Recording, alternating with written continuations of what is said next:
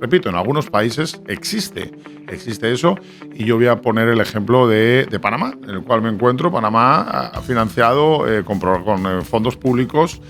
Y por favor, cualquier panameño que me vea y estoy diciendo algo incorrecto, una vez más, un fact-checking. Desde el Infaru han subvencionado y han becado a muchos panameños para realizar sus cursos y estudios de piloto.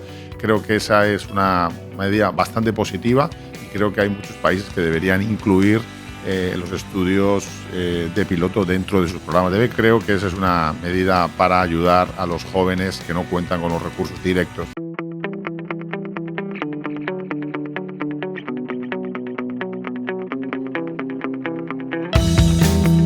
Y bienvenidos en una ocasión más a el podcast Un Piloto Cualquiera, donde entrevistamos y conversamos con comandantes, pilotos con gran experiencia, de los cuales podemos aprender y la verdad es que nos entretenemos mucho. En el día de hoy te contamos con una nueva nacionalidad. Me encanta tener y contar con nuevas nacionalidades que nos aportan algo diferente. El comandante el día de hoy ha volado en varios continentes, en varias empresas, él mismo nos lo podrá contar. Antes de darle paso, quiero agradecer a todos los que nos escuchan, los que nos ven, tanto en nuestra principal vía, que es YouTube, pero también en Instagram, TikTok y en Spotify. Una vez más, muchas gracias. Por favor, déjanos tus comentarios, tus propuestas, qué te parece el contenido, cómo podemos mejorar. Es algo bien importante para nosotros. Como les comentaba, en el día de hoy contamos con un comandante de origen uruguayo, una vez más, y ampliamos nuestra cartel de nacionalidades. Él ha podido volar tanto en Uruguay, en Europa y también en los últimos años en el Oriente Próximo. Con nosotros el comandante, del cual, por cierto, fui su primer oficial hace ya bastantes años. Yo llevo en el negocio ya por unas cuantas décadas. Ya en su momento tuve el placer de ser uno de sus primeros oficiales. Con nosotros en el día de hoy el comandante Antonio Rama Toscano. Antonio, ¿cómo estás? Muy buenas. Hola Carlos, un placer saludarte y hacerlo extensivo a la audiencia de tu podcast, tu programa. Muy interesante, que permite, bueno, pues ir compartiendo experiencias de colegas que nos dedicamos a este apasionante mundo de la aviación. Muchas gracias, Antonio. De verdad es un placer para mí y para todos poder contar con tu bagaje y con tu gran experiencia. Les comentaba al público que llevas mucho tiempo volando, eres de origen uruguayo. Si nos puedes comentar un poco cómo fueron tus inicios en este mundo de la aviación, si venía por parte de familiar tu vocación o fue algo más, fuiste el primero de tu familia, vaya. Sí, en realidad soy el único de la familia que se dedica a esta hermosa profesión. Yo creo que desde muy pequeñito dicen que siempre tuve pasión por los aviones y probablemente haya sido porque siendo muy pequeño en la casa de mis abuelos maternos que vivían a las afueras de la ciudad, enfrente, límite con una base aérea que ahí había en Montevideo, donde está el Comando General de la Fuerza Aérea. Y creo que mi abuela pues siempre le pedía y me llevaba a ver aterrizar y despegar aviones de pequeñito, y bueno, ver los viejos T-6 y aviones de la Segunda Guerra Mundial, pues con aquel sonido tan especial que tenían aquellos motores radiales. Pues creo que de ahí vino la pasión. Luego también de muy pequeño, mi padre es español, mi padre es de La Coruña, que de hecho es donde estoy, aquí en su casa donde él nació, pasando unos días.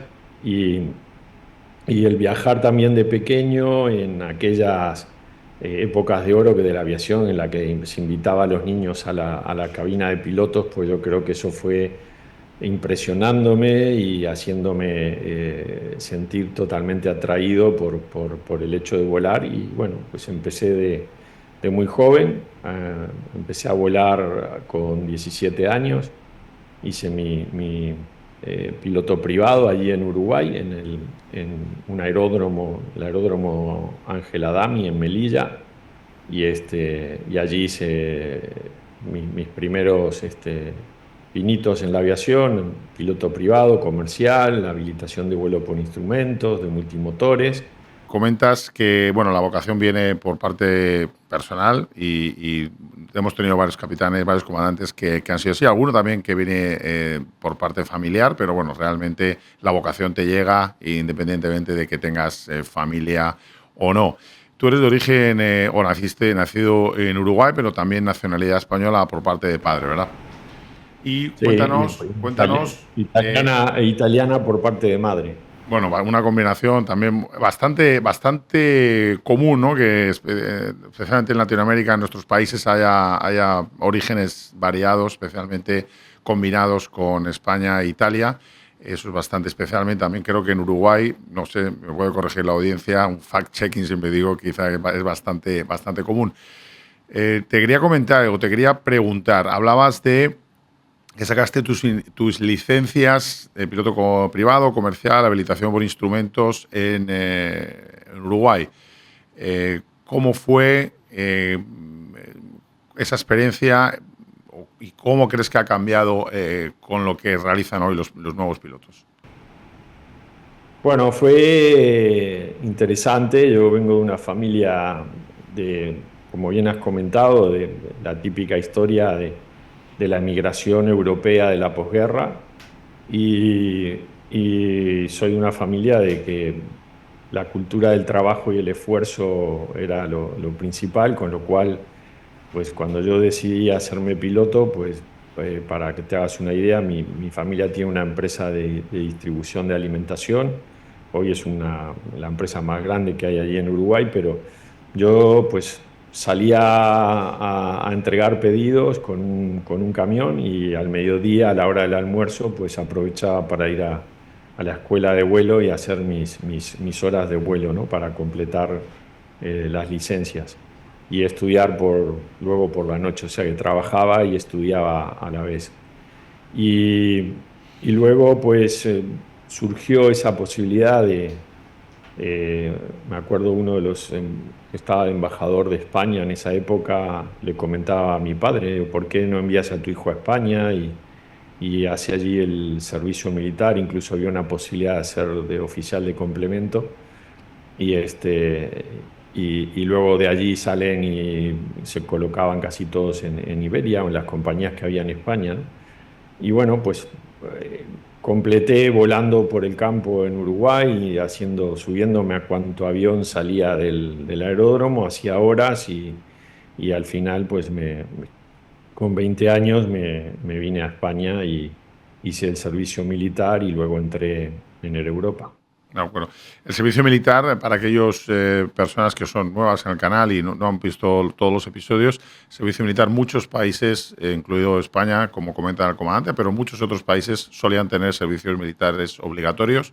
Generalmente todos los varones tenían que pasar unos meses, o dependiendo del tiempo histórico, vaya, unos meses, desde unos meses hasta un par de años, en los servicios militares, en las Fuerzas Armadas de cada país.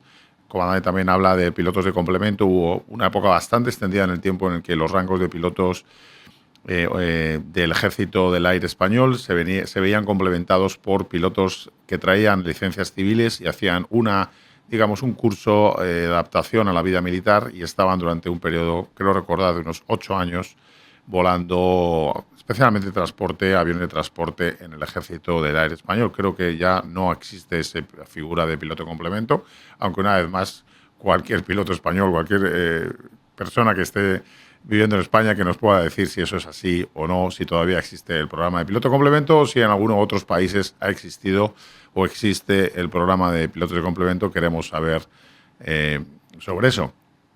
Comentabas que fuiste a la base aérea de Matacán. ¿Dónde está Matacán? En Salamanca. Como tú comentas, en España en esa época todavía el servicio militar era obligatorio y de hecho para volar en líneas aéreas una de las condiciones era que tuvieras licenciado del servicio militar, es decir, que ya lo hubieras cumplido para evitar que te llamaran a filas y interrumpieras tu tiempo de trabajo en las aerolíneas, ¿no? Yo lo hice, como bien dices, en mi época fueron 18 meses. En la base aérea de Salamanca fue, la verdad, que una experiencia muy positiva y muy buena. Además, allí en la misma base funcionaba en aquel entonces la Escuela Nacional de Aeronáutica, que formaba pilotos civiles y donde uno iba a examinarse para convalidar las licencias. Hice grandes amigos de esa época, algunos, hacía el servicio militar como soldado, como tropa, y me hice amigo de algunos oficiales también, tenientes, que luego terminaron algunos de ellos hasta volando de copilotos conmigo en Air Europa y hoy son excelentes profesionales y comandantes de línea aérea, incluso algunos ya están hasta jubilados. Así que fue una experiencia muy buena la de Salamanca, además que es una ciudad hermosa, con una ciudad universitaria llena de vida, de jóvenes y me lo pasé muy bien allí. Sí, yo me acuerdo de la época de la ENA, ¿no? De la Escuela Nacional de Aeronáutica Sí, de la ENA y de la base aérea de Matacán. Yo comentarte que yo pasé por la base aérea de Matacán. No hice el servicio militar. Yo hice el servicio militar en la base aérea de Getafe. Pasé por la base aérea de Matacán precisamente cuando ya no existía la ENA, existía algo que llamaban actividades cedidas, que eran actividades que se habían cedido, si no recuerdo mal, a Senasa, que todavía existe Senasa. Creo que Senasa existe de forma muy residual, pero bueno, en aquella época tenía bastante presencia, vamos, en la vida aeronáutica civil española. Y yo me acuerdo que pasé por la base aérea de Matacán y tuve que examinarme allí para convalidar mis licencias, ¿no? Pero eso es otra historia en la mía, Antonio. Así que estuviste 18 meses, bastante tiempo, y pudiste compatibilizar, ¿no?, el servicio militar con la convalidación. Por cierto, antes de hacerte la siguiente pregunta, si quieres o estás pensando realizar las pruebas de piloto de transporte en línea aérea, o quieres convalidar la licencia de piloto de transporte en línea aérea, o quieres mantener tu nivel de conocimiento porque estás pensando cambiar de empresa, desde un piloto cualquiera te recomendamos el app ATPL Quiz. Vamos a dejar el link en la descripción, vamos a poner un banner por algún lado. Y por favor, si quieres utilizar el código Un Piloto Cualquiera, en el cual te dará un importante descuento. También, por supuesto, queremos saber qué opinas del app y cualquier sugerencia que nos quieras realizar. Así que, Antonio, seguimos. Estás en Matacán. ¿Qué tuviste que realizar? Porque ¿con cuántas horas llegaste desde Uruguay a España? ¿Llegaste con la licencia comercial o con la licencia de transporte uruguaya? no, tenía la licencia comercial y yo llegué, tenía para lo que era la edad y eso estaba bastante bien preparado, tenía 2000 horas de vuelo. Y, y aparte tenía habilitación de 737-200, del viejo 737-200, que había hecho en la Escuela de Vuelo de Aerolíneas Argentinas. Y en mi caso, pues comparado, digamos, con la cantidad de jóvenes que intentaban convalidar su licencia, pues yo estaba bastante bien formado ya. Este, y bueno, pues fue un proceso largo en esa época, fue el boom de las compañías españolas, se abrieron varias compañías charters, muchos de los profesores que estaban en la escuela, que eran quienes te examinaban, dejaban su puesto en la Escuela Nacional de Aeronáutica y se iban a volar a líneas aéreas. Me acuerdo que Aviaco fue el que más gente se llevó de allí. Y la ENA, la Escuela Nacional de Aeronáutica, pues si mal no recuerdo, llegó a formar, eh, creo que hasta 16 promociones. Era, era, Había que opositar para conseguir un lugar y era subvencionada completamente por el Estado, lo cual estaba muy bien y le permitió a muchos jóvenes que no tenían recursos para poder costearse la carrera, de acceder a una carrera y una formación excelente. La escuela tenía unas instalaciones increíbles, con simuladores, una flota grande de aviones para diferentes etapas de entrenamiento. Y de hecho, luego, como tú bien dijiste, pasó a actividades cedidas a Senasa y luego se convirtió en Adventia, actualmente sigue siendo Adventia, y creo que junto con Jerez, pues son probablemente las dos escuelas más grandes que hay hoy en España para la formación de pilotos, ¿no? Independientemente, sin quitar ningún tipo de valor a cantidad de otras escuelas que hay, digamos, establecidas en todo el territorio español. Sí, la verdad es que el número de escuelas en España, no solo en España, ¿no? Obviamente el clima ayuda, es importante para un ambiente académico aeronáutico que haya un clima benigno, ya que es importante poder tener esa continuidad de vuelo. Comentamos que ya no existe la ENA, pasó a Adventia. Adventia, efectivamente, hasta lo que yo sé, es algún ente privado y con excelente nivel, como otras escuelas, tanto en Latinoamérica como en España, ¿no? Es importante, y para mí, desde luego, desde aquí, que nos han preguntado muchos jóvenes cómo pueden, gente que no tiene a lo mejor los recursos claros para poder afrontar unos estudios caros, como somos los de piloto. Es importante que para mí, o al menos desde aquí, desde un piloto cualquiera, los gobiernos y estados incluyan la formación de piloto dentro de sus programas de becas, como estás mencionando en la ENA y otros países que sí lo hacen, los cuales celebramos y pensamos que eso tiene que extenderse, ¿no? Hay algunos países en los que en los programas nacionales de becas no incluyen los estudios para piloto, con lo cual limita mucho a muchas personas que no tienen los recursos directos para poder hacerlo. Tienen que ir a financiaciones privadas, que suelen ser más caras, o tienen que abandonar o tienen que posponer más que abandonar esos sueños, con lo cual lo que se puede, y desde aquí invitamos a todos los gobiernos, si alguien que nos esté escuchando, por favor, sería bueno considerar y abrir un poco el espectro para que los estudios de pilotos puedan ser incluidos en los programas nacionales de becas. También, por supuesto, cualquier comentario es bienvenido. Antonio, entonces 18 meses convalidando en Matacán, en Salamanca, disfrutando también, obviamente, de tus servicios como asociados al servicio militar, y de ahí sales y has mencionado una cosa muy interesante, ¿no? En aquella época, efectivamente, tú la viviste bien, yo la viví un poquito posterior. Salían y venía de una época y continuaba una era en la que en la aviación española había muchas compañías, salían muchas compañías charter. ¿Qué nos puedes contar de esa época? Tú me comentabas antes que entraste en Air Europa, ¿no? ¿En qué año? Yo, bueno, en Europa entré en el año 88. Una aclaración de lo último para terminar con el tema de la formación. Entiendo que ahora Adventia en Salamanca está asociada con la Universidad de Salamanca, es una universidad de mucho prestigio en España, y aparte del curso de piloto y las licencias de vuelo, ofrece una titulación universitaria también. Y en cuanto a becas, en España, ahora no recuerdo bien si es el sindicato de pilotos o el colegio de pilotos en España. Sé que han hecho unas becas para jóvenes, para la formación de pilotos. La falta de esas políticas de becas que tú dices ha hecho que muchas compañías generen los programas ab initio, donde las compañías aéreas terminan financiando la formación de sus pilotos, y que indudablemente luego terminan de alguna manera retribuyendo a los pilotos con parte de su salario el costo de la formación, porque por la falta de ese tipo de subvenciones o apoyos a la formación de pilotos jóvenes, ¿no? Y de acuerdo, y gracias por la aclaración, Antonio.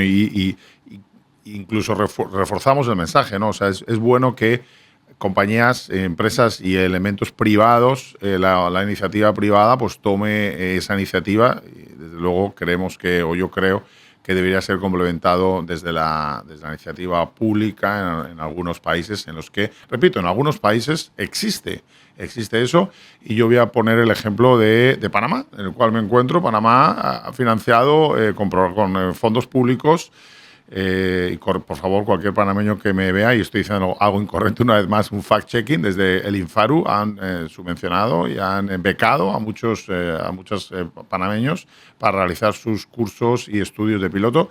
Creo que esa es una medida bastante positiva y creo que hay muchos países que deberían incluir los estudios de piloto dentro de sus programas de beca. Y de acuerdo contigo, siempre la iniciativa privada o generalmente la iniciativa privada, ya sea vía compañías o universidades, no sé si ahora mismo la Universidad de Salamanca es privada o pública, aunque sé que incluye digamos, un estudio universitario, pero creo que esa es una medida para ayudar a los jóvenes que no cuentan con los recursos directos o fácilmente para realizar los estudios.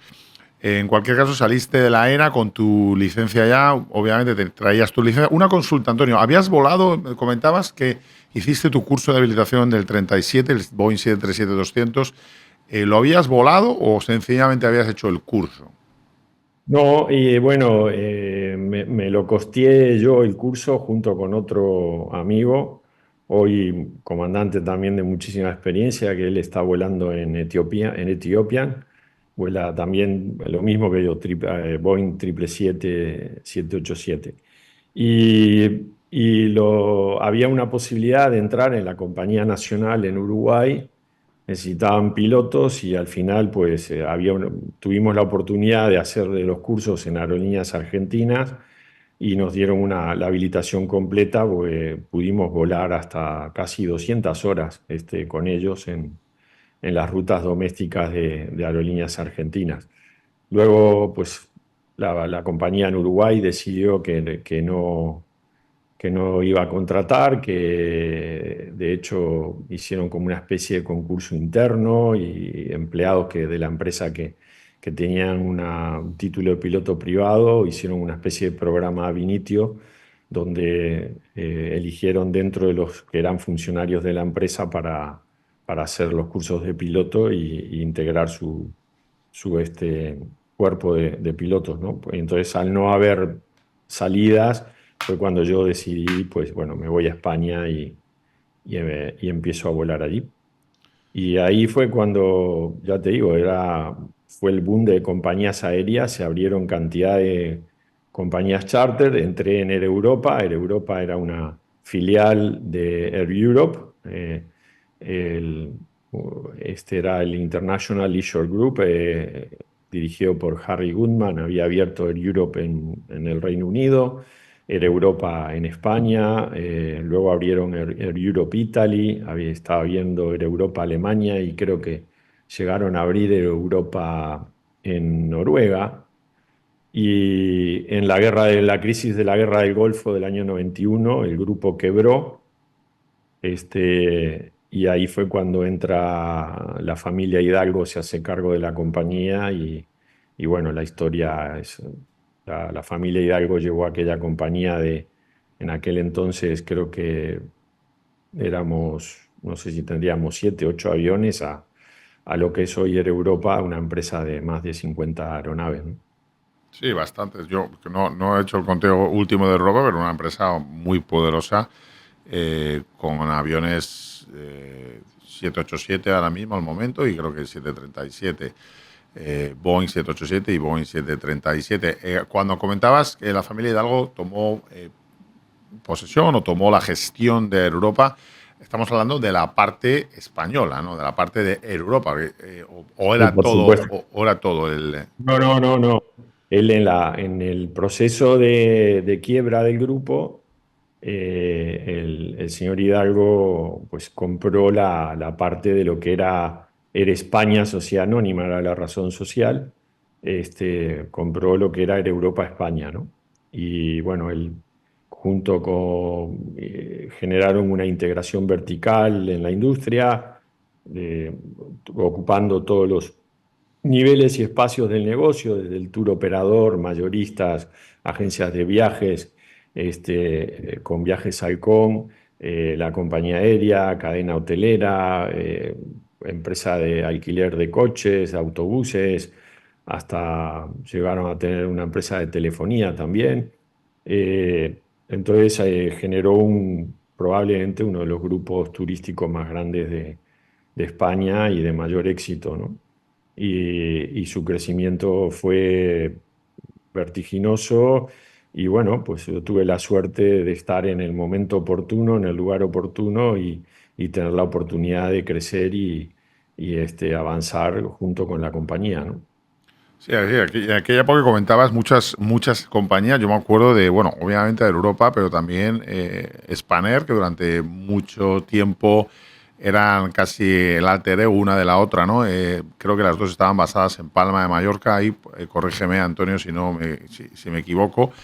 Pero había otras, ¿no? Estaba LTE, estaba Futura. Me acuerdo en aquella época también había, bueno, sigue existiendo, pero había bastante presencia de las dos Vinter, ¿no? Vinter Mediterráneo, Vinter Canarias, volaban turbohélice hasta lo que yo me acuerdo, pero bueno, eran compañías también con bastante presencia y había un movimiento bastante importante. Yo me acuerdo en Palma de Mallorca, la verdad es que el número de aviones en el aeropuerto de Palma de Mallorca, especialmente en verano, los meses de verano en España, julio, agosto, temporada alta, era impresionante ver el número de movimientos que había de estas empresas charteras, ¿no?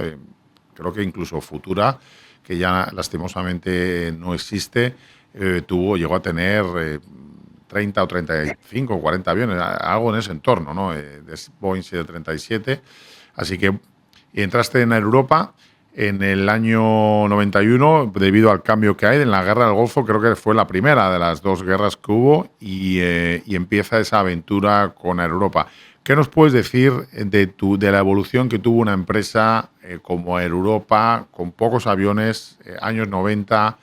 ¿Cómo viste esos cambios que hubo en la empresa y en la industria durante los siguientes años? Bueno, yo ingresé en el año 88.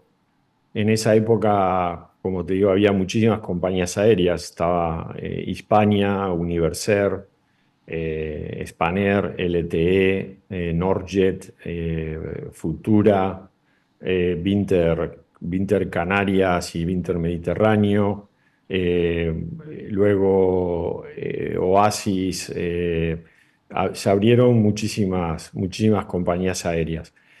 Algunas no duraron mucho y las que más se crecieron y se fortalecieron, principalmente porque tenían el soporte de grandes tour operadores detrás y estructura de agencias de viajes. En el caso de Spanair tenía a Marsans y en el caso de Air Europa tenía Travel Plan y Viajes Halcón, ¿no? Eh, la verdad que fue muy vertiginoso en el sentido de que eh, en esa época, hasta los primeros años de la década del 90, los vuelos regulares eran exclusividad de Iberia y de Aviaco, que era, digamos, la empresa que tenía Iberia o el Estado español, que más centrada en los vuelos domésticos, Iberia más a nivel internacional. Y Air Europa empezó a romper este paradigma, ¿no? De hecho, fue la primera compañía. Ya en el año 88 empezó la operación de vuelos ETOPS con dos motores con 757 en el Atlántico Norte a Nueva York. Volábamos a Tailandia con una escala en Bahrein, en el Golfo Pérsico. Y empezamos a crecer y a crecer y a crecer, motivados por el gran trabajo que hacían las empresas del grupo, como era el tour operador y la agencia de viajes, que Viajes Halcón llegó a tener 1.200 agencias de viajes en el territorio español, ¿no? Y empezamos a volar, luego se introdujo el 767. Con el 767 pues se empezó a llegar y a volar mejor, digamos, en las rutas de larga. Este, Luego hubo grandes dificultades para poder hacer crecer la flota de 767. Fue lo que hizo que Europa empezara a operar el Airbus 330 y luego al final pues cambió al 787 Dreamliner, del que creo que hoy mismo tiene, no sé si no son 26, 28 aeronaves y alrededor de 25 737 de los NG, de los 800, y ya está recibiendo los MAX. Tuvo una época también donde introdujo el Embraer 195. Eso fue ya el Embraer fue en el año 2006, 2007. Ya no opera ese avión y solo tiene dos flotas que son 737 y 787. Y tú entraste desde el año 88, entraste de primer oficial en el 737. 737 en aquella época era 300, luego trajeron la variante 400. Al poco tiempo de estar volando, me pasaron al 757 como primer oficial. Estuve solo un año en el 757 y ya volví al 737 para la suelta de comandante. A los 4 años justo de estar en Air Europa, pues tuve mi ascenso a comandante. Y luego ya posteriormente volviste a escalar de flota. ¿Pasaste de comandante a 757 o directamente al 767? No, estuve de comandante en el 737 del año 93 al año 96, creo que fue. Sí, a principios del 96 pasé a la flota de larga de 757 y 767. Y después en el año 2002, que hay un paréntesis, que me fui a Uruguay y inicié una aventura en la que puse en marcha una línea aérea en Uruguay, con Fokker 100 regional, hasta el año 2005 que, bueno, cerramos la empresa y me volví a Air Europa. Y cuéntanos un poco de ese proyecto, ¿no? Porque no es común que un piloto pueda iniciar o inicie un proyecto como en la creación de una línea aérea, obviamente en el que ha involucrado no solamente un gran esfuerzo financiero, inversión, sino también un elevado conocimiento, no solamente del vuelo, evidentemente, sino de muchas otras disciplinas. Cuéntanos cómo se llamaba esa aerolínea. ¿Y qué nos puedes contar de tu experiencia? Cómo, en fin, de lo que puedas contarnos, de lo que recuerdes, de lo que quieras contarnos, cómo fue el proceso de financiación, formación, gestión de esa aerolínea y empezando por su nombre. ¿Cómo se llamaba, Antonio? Y la compañía se llamaba Uber. Yo eh, fue sin querer, pero empecé a tener relación con, la, con los dueños de Air Europa. Les ayudé en una operación que se hizo en Argentina, donde, bueno, la operación no salió muy bien y a través de los contactos de mi familia y eso les ayudé para poder cerrar aquella operación en Argentina, con lo cual me empecé a introducir en lo que era más la parte de comercial y de gestión. Y bueno, vi la posibilidad de abrir esta compañía